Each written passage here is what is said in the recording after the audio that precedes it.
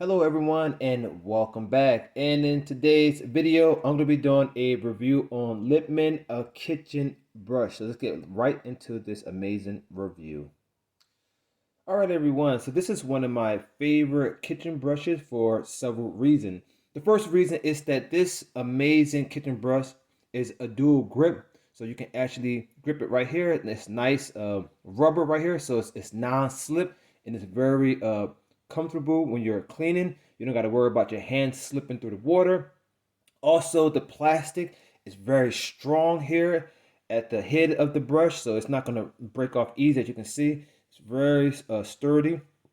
Another good thing about this brush is that it has a nice long reach to it, and I'm going to go ahead and show you a nice dirty pan. I'm going to demonstrate that later on in the review. Also, these bristles here, you have the long ones right here. These are for like light messes, like if you just got some grease on your pan. And then we have a built-in scrubber. These fibers or bristles are a little smaller, but these are for more tough stains.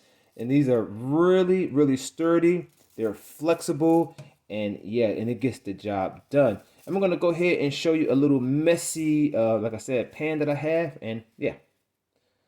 All right, so my wife just cooked chili con tuna, whatever that thing is she cooked, but it was so delicious. We have a little bit of rice, we have a little beans, and we let this sit because I wanted to use it specifically for the video. I'm gonna go ahead and put a little bit of water on it. We're gonna be using our Libman kitchen brush to go ahead and scrub it. And yeah, put some dish detergent on it. All right, there we go. So as you can see right here, put the water on there. All right, so it has a nice long reach. Look at all the food that's coming right off of it right here. Just like this. Wow. And then on the corners, I'm gonna use my smaller brush. The bristles are stronger here. This is definitely a kitchen brush that you wanna have when you're cleaning these pots.